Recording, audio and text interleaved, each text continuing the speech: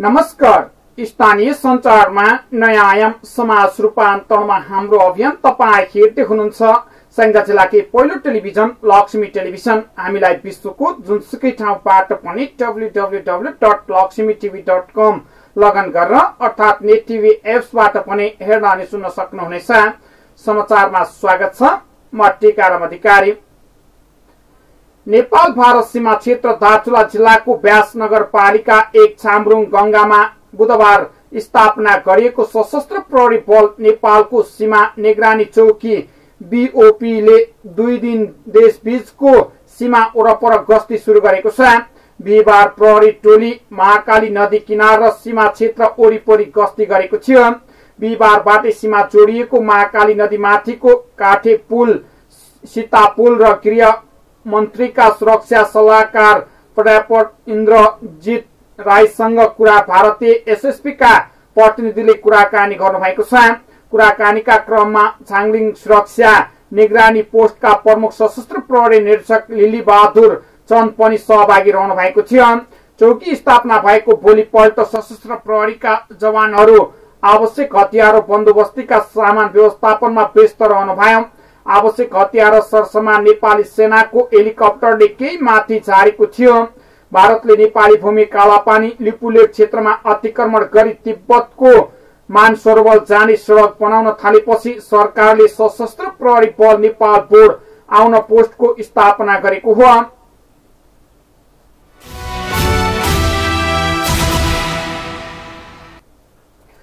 Corona भाइरसको जोखिम पछि 1 महिनाको शुल्क नलिन निर्देशन पाएका निजी विद्यालयहरू विद्यार्थी घट्ने खतरासँगै उल्टै सरकारसँग राहत प्याकेजको अपेक्षा गर्न थाल्नु भएको छ।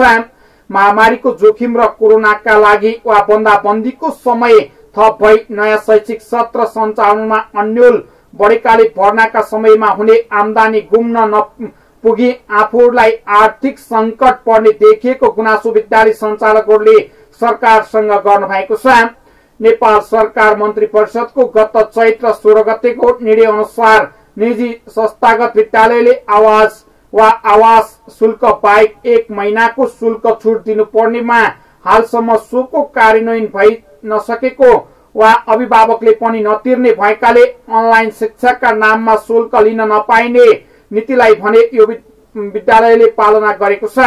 निजी विद्यालयहरूले चैत्र महिनाको शुल्क अग्रिम लिइसकेकाले पनि फिर्ताको सम्भावना न्यून देखिएको छ भने उक्त शुल्क फिर्ताका लागि शिक्षा विज्ञान तथा प्रविधि मन्त्रालय मातहतको शिक्षा तथा मानव स्रोत विकास केन्द्रले गत चैत्र 28 गतेमा नै सबै स्थानीय तहमा पत्रचार गरे पनि ती तहले विद्यालयहरूलाई ताकेता गरेको छैन। हाल करिब 6500 निजी विद्यालय छन्। विद्यालय शिक्षामा करिब 20% सम्म यी विद्यालयले धानेका छन्। निजी तथा आवासीय विद्यालय अर्गनाइजेसन नेपाल प्याप्सन का अध्यक्ष टीकाराम पुरीले विद्यालय बन्द हुँदा पनि बैंकको ऋण, घर भाडा, शिक्षक कर्मचारीको तलब भत्ता दिनुपर्ने हुँदा आफूहरू डुब्ने अवस्थामा पुगेको बताउनु भएको छ। उहाँले आगामी बजेटमा आफूहरूलाई उचित राहतका लागि उप प्रधानमन्त्री एवं कोरोना रोकथाम तथा नियन्त्रण उच्च स्तरीय समितिका संयोजक ईश्वर पोखरेल, शिक्षा मन्त्री गिरिराज मणि पोखरेल र अर्थमन्त्री डाक्टर युवराज खतिवड़ालाई भेटेर समस्या अवगत गराएको जानकारी गराउँदै मानवीय जीवनको रक्षाका साथै आफ्ना संस्थाहरू पनि जोगाउनु पर्ने बताउनु भएको छ। राष्ट्रिय निजी तथा आवासीय विद्यालय एसोसिएसन प्याप्सनका अध्यक्ष ऋतुराज सापकोटाले बन्दाबन्दीका कारण काठमाडौँ उपत्यकाका करिब 40% विद्यार्थी गाउँघरतिर गएको र भर्ना सुरु भए पनि सबै विद्यार्थी नफर्कने वा फर्कने स्थिति नभएको बताउनु भएको छ। उहाँले अनलाइन शिक्षाका साथै सामाजिक सञ्जाल र इमेलबाट विद्यार्थीलाई सिकाइमा जोड्ने प्रयास जारी रहे पनि हाल यो प्रभावकारी नभएको उल्लेख गर्नु भएको छ। ज्ञानेश्वर स्थित ग्यालेक्सी पब्लिक स्कुलका संस्थापक प्रिन्सिपल गीता राणाले पढाइ सुरु भएपछि विद्यार्थीलाई कक्षा कोठामा मात्रै राख्न सकिने अवस्था नभएकाले प्रशस्त खेल मैदान र होटलको क्षमता वृद्धि गर्नका लागि प्रक्रिया अगाडि बढाउनु पर्ने बताउनु भएको छ। सो स्कुलमा शिक्षक कर्मचारी गरी मासिक रूपमा 70 लाखसम्म खर्च हुने भएकाले कसरी धान्ने भन्ने समस्या देखिएको राणाले बताउनु भएको छ। कलङ्की स्थित एलआरआई स्कुलका बोर्ड अफ स्ट्रीका अध्यक्ष शिवराज पन्तले आफूले नयाँ विद्यार्थी धेरै नथप्ने नीति लिएको जनाउँदै हाल अनलाइन विधिबाट दैनिक 4 घण्टा पढाइ गरिएको बताउनु भएको छ। सो स्कुलमा हाल 2600 विद्यार्थी छन् भने उहाँलाई होस्टलबाट विद्यार्थीहरूलाई अन्यत्र सार्ने नीति लिएको छ। सरकारले अनलाइन दूर शिक्षाका माध्यमबाट सामुदायिक र निजी विद्यालयमा पढाइको निरन्तरताका लागि आग्रह सहित विभिन्न सन्दर्भ सामग्री उत्पादन गरेको छ भने तर ग्रामीण र दुर्गम क्षेत्रमा इन्टरनेटको पहुँच पर्याप्त नहुँदा तथा शिक्षकहरूको दक्षता नपुग्दा अनलाइन शिक्षाको कार्यान्वयनमा चुनौती देखिएको छ। बन्दाबन्दीका कारण माध्यमिक शिक्षा परीक्षा कक्षा 10 एसीई कक्षा 11 र 12 को साथै विश्वविद्यालयका पद्धति वा परीक्षा स्थगन भएका छन्।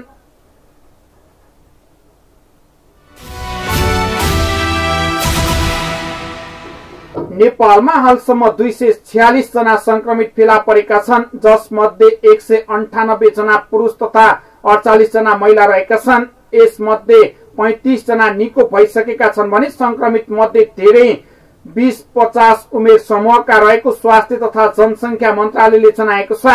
हालसम्म 22 जिल्लामा संक्रमण फैलिएको छ। पछिल्लो तथ्याङ्क अनुसार 22,664 पीसीआर परीक्षण गरिएको छ। मन्त्रालयका अनुसार पछिल्लो 24 घण्टामा 1362 जनाको परीक्षण गरिएको छ भने गत मार्च 14 गतेबाट पीसीआर परीक्षण सुरु गरिएको थियो भने त्यस्तै चैत्र 19 गतेदेखि सुरु गरिएको आरडीटी परीक्षणको संख्या 62,327 रहेको छ। पछिल्लो 24 घण्टामा 2,800 परीक्षण गरिएको छ। क्वारेन्टाइनमा 15,600 जना रहेका छन् भने आइसोलेन्समा 272 जना रहेका छन्। पछिल्लो 24 घण्टामा थप 4 जना रेड जोनमा परेका छन् भने रेड जोनमा हालसम्म 359 जना रहेका छन्।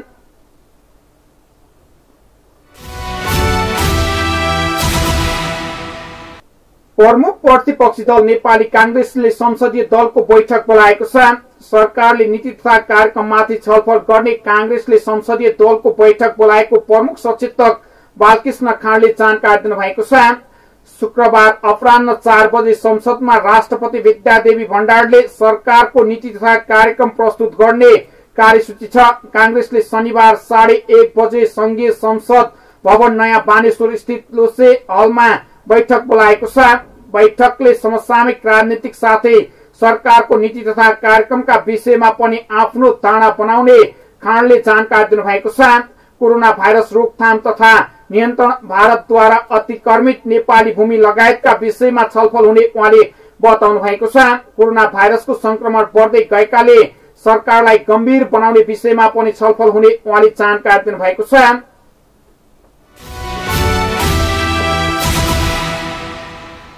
प्रतिनिधि सभाको शिक्षा तथा स्वास्थ्य समितिले आवश्यक स्वास्थ्य सामग्रीको यथाशीघ्र व्यवस्थापन गर्न सरकारलाई निर्देशन दिएको छ। बिहिबार बसेको समिति बैठकले कोरोना रोकथामका लागि आवश्यक स्वास्थ्य सामग्रीको व्यवस्था गर्दै क्वान्ट वा किट क्याट सेटिङलाई जोड दिने निर्देशन दिएको छ। पीसीआर, पीपीई, मास्क र थर्मल गन लगायतका उपकरणहरू, औषधि, दक्ष जनशक्तिको व्यवस्थापन र व्यवस्थापकीय यथाशीघ्र गर्न समितिले सरकारलाई सुझाव दिएको छ। समितिले आइसोलेन्स बेड, भेन्टिलेसनको थप व्यवस्थापन गर्नुपर्ने, अन्य बिरामीहरूले खानुपर्ने औषधिमा कुनै अभाव हुन नदिने कुरामा जोड दिनु भएको छ भने निर्देशन दिएको सभापति जयपुरी घरतीले बताउनु भएको छ। सर्वसाधारणलाई सर्वसुलभ रूपमा मास्क र सेनिटाइजरको व्यवस्थापन मिलाउने पनि समितिले निर्देशन दिएको छ। परीक्षणको दायरा तीव्र पार्दै प्रदेश र स्थानीय सरकारलाई तत्काल स्वास्थ्य सामग्रीको व्यवस्थापन गर्न पनि समितिले निर्देशन दिएको छ। समितिले विदेशमा रहेका नागरिकलाई नेपाल ल्याउन क्वारेन्टाइन र आइसोलेसन सहित आवश्यक सुरक्षा प्रबन्ध मिलाउन, विदेशमै बस्न चाहनेहरूलाई सम्बन्धित देशसँग समन्वय गरी उचित व्यवस्थापन गरी तयारी गर्न पनि निर्देशन दिएको छ। यस्तै लकडाउनका कारण अल्पत्र परेका मजदुर विद्यार्थी नागरिकहरूको सहित तथ्याङ्क संकलन गरी राहतको व्यवस्थापन गर्न पनि समितिले निर्देशन दिएको छ। क्वारेन्टाइनमा सामान्य उपचार, स्वास्थ्य कर्मी, बास, कपास, एम्बुलेन्सको व्यवस्थापन गर्न तथा सीमा सुरक्षामा अल्पत्र नागरिकलाई तीनवटै तहका सरकारसँग समन्वय गरी सुरक्षित रूपमा आफ्नो घर फर्किने व्यवस्था मिलाउन पनि निर्देशन दिएको छ। कोरोनाको असरलाई मध्यनजर गर्दै आगामी आर्थिक वर्षको बजेट स्वास्थ्य क्षेत्रमा केन्द्रित गर्न पनि समितिले निर्देशन दिएको सभापति घरतीले बताउनु भएको छ।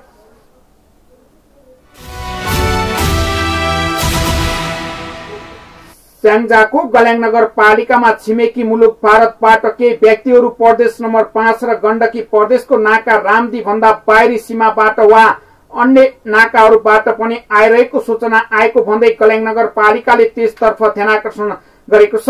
छिमेकी मुलुक भारतबाट चोर बाटो हुँदै केही व्यक्तिहरू गल्याङ नगरपालिका भित्रिएको भन्दै नगरपालिकाले सिमानामा कडा निगरानी गर्नुका साथै छिमेकी जिल्लासँग जोडिएका पुलहरूमा चेक जाँच कडा बनाउने तथा पालो स्वयंसेवक खटाउने निर्णय गरेको छ।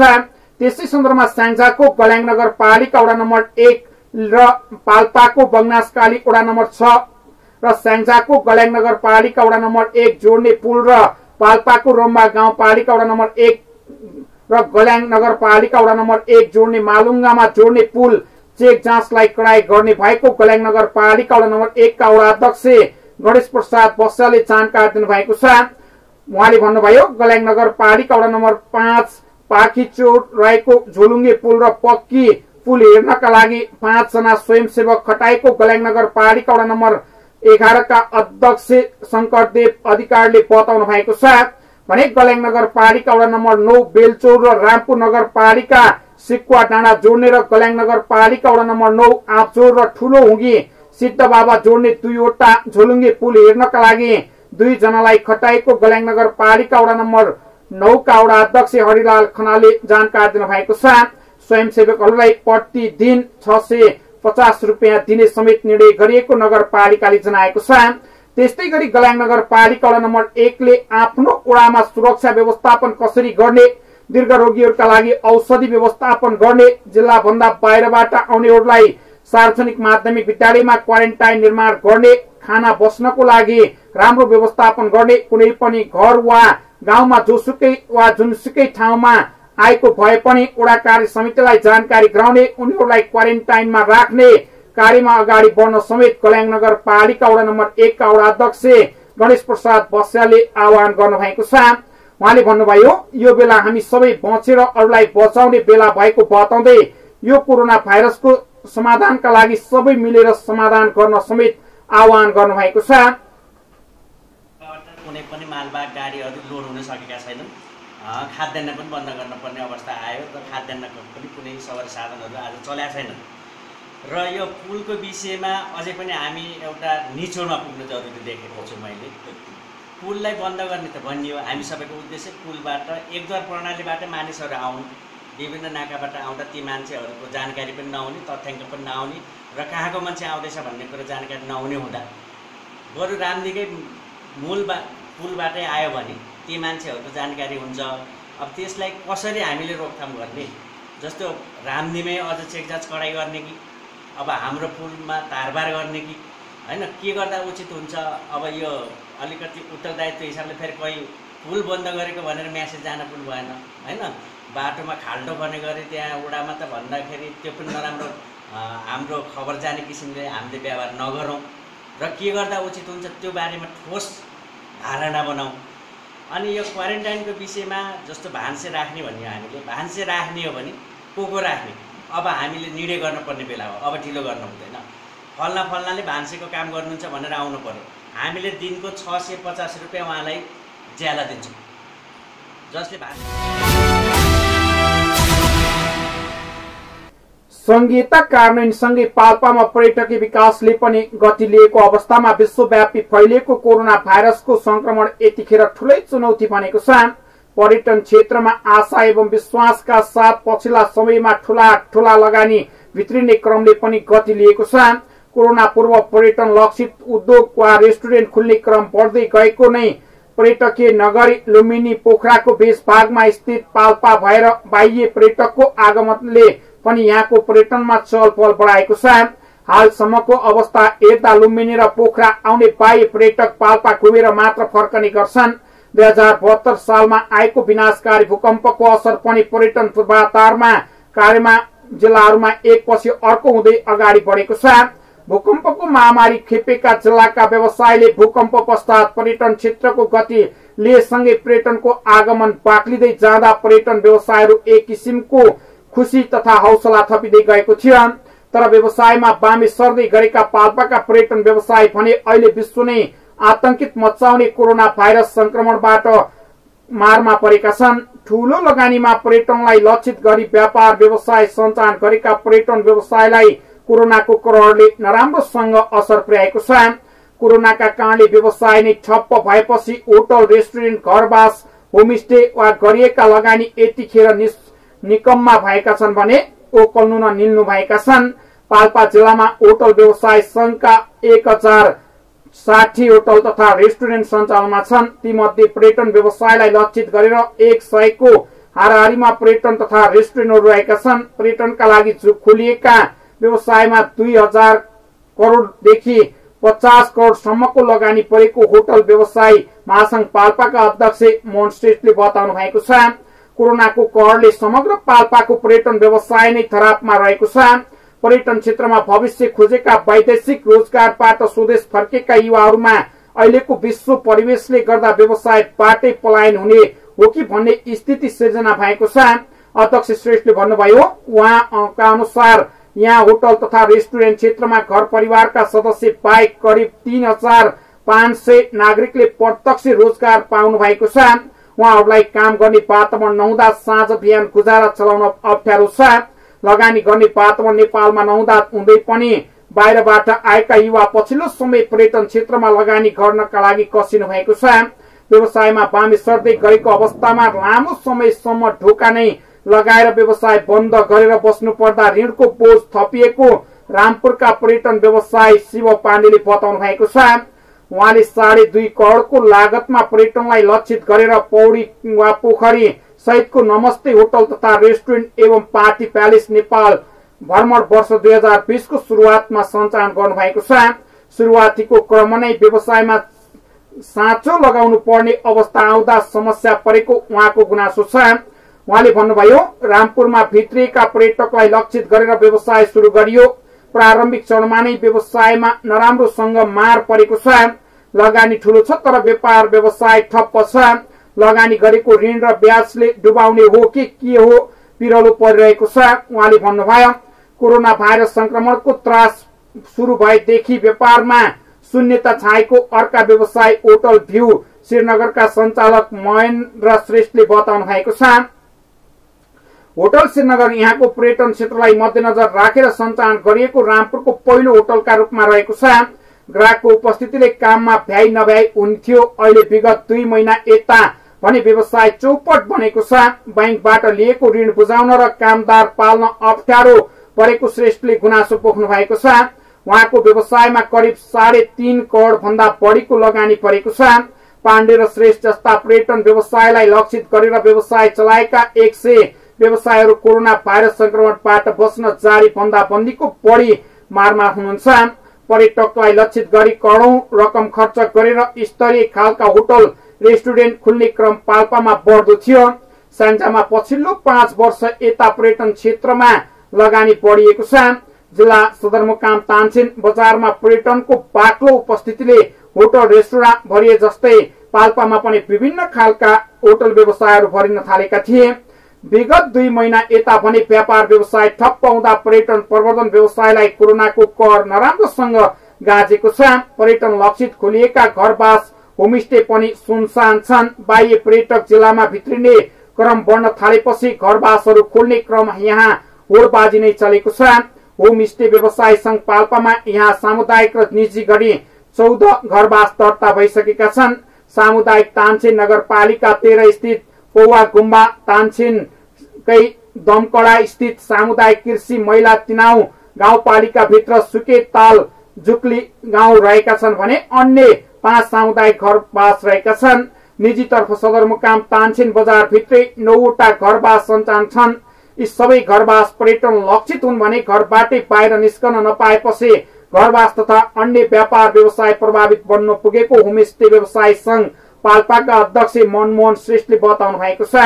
एक ठाउँबाट अर्को ठाउँमा मानिस आवत जावत गर्ने भएमा मात्र पर्यटनको विकास हुने हो। तर अहिले अवस्था घरभित्रै बस्नुपर्ने स्थिति आएकाले पर्यटन क्षेत्र धरापमा परेको उहाँको बुझाइरहेको छ। पर्यटकको चहल पहल रहे नेपालमै ताजमहलसम्म नामले प्रख्यात रानी महल दरबार, एसियाकै ठूलो त्रिशूल भएको भैरवस्थान मन्दिर, श्रीनगर डाँडा पाल्पा दरबार संग्रहालय, रामपुरको 100 पर्यटकीय गन्तव्यका रूपमा सूचीकृत तालपोखरा, निस्ती गाउँपालिकाको काउले डाँडा, वन रम्बा गाउँपालिकाको रम्बादेवी मन्दिर लगायत जिल्लामै थुप्रै पर्यटकीय क्षेत्र अहिले सुनसान बनेका छन्। कोरोनाको कहरले जिल्लाका पर्यटन क्षेत्रबाट सम्बन्धित विश्वभर वा व्यापार व्यवसाय ठप्प छन्। अन्य उद्योग व्यवसाय वा व्यापारको तुलनामा पर्यटन व्यवसायमा नराम्रोसँग असर पुगेको नाटाका सचिव सगरनाथ महर्जन बताउनुहुन्छ। पर्यटनसँग सम्बन्धित गरेर सञ्चालन गरिएका व्यवसायमा ठूलो लगानी गर्नुपर्ने हुँदा बन्दाबन्दी लकडाउन खुलेपछि बाहिरी देशबाट पर्यटक झण्डै भित्रिने अवस्था नरहेको हुँदा केही समय पहिलाको स्थितिमा आउन मुस्किल पर्ने देखिन्छ। उहाँले भन्नुभयो, यहाँका ढाका उद्योग, हस्तकलाका उद्योग, विभिन्न साना ठूला व्यवसाय प्रभावित बनेका छन्। ढाका उद्योगबाट उत्पादित विभिन्न सामग्री पर्यटनको कोसेलीका रूपमा लैजाने गरेको छ। विदेशी पर्यटकले ठूलो परिमाणमा ढाका कपडा खरिद गर्ने गर्दा व्यापारीलाई राम्रो आमदानी हुने अवसर मिल्थ्यो। पर्यटकलाई लक्षित गरी ढाका कपडा उत्पादन गरेका व्यवसाय पनि कोरोनाको कहरले उद्योग नै धरापमा बनेको बताउनु भएको छ। संहिता कार्यान्वयन आएपछि स्थानीय सरकारले पर्यटन क्षेत्रको विकासमा जोड़ दिएको छ। स्थानीय सरकार स्थापित भएपछि पर्यटनको गाउँ गाउँमा चहल पहललाई बढ्दै गएको थियो। पर्यटन लक्षित कार्यक्रम आगामी वा अगाडि सारेका बखत विश्व नै आतंकित मचाउने कोरोना भाइरसको संक्रमणका कारण पर्यटनका विभिन्न कार्यक्रम पनि स्थगन गर्न पुगेको पाल्पाबाट पत्रकार सुशीला रेग्मीले जानकारी दिनुभएको छ। तपाई हेर्दै हुनुहुन्छ लक्ष्मी टेलिभिजन। अर्को समाचारमा पुनः सुन्ने बाचा गर्दै अहिलेलाई भने समाचार मिनेटबाट बिदा हुन चाहन्छौं। तपाई भने हेर्दै गर्नुहोला लक्ष्मी टेलिभिजन। नमस्कार।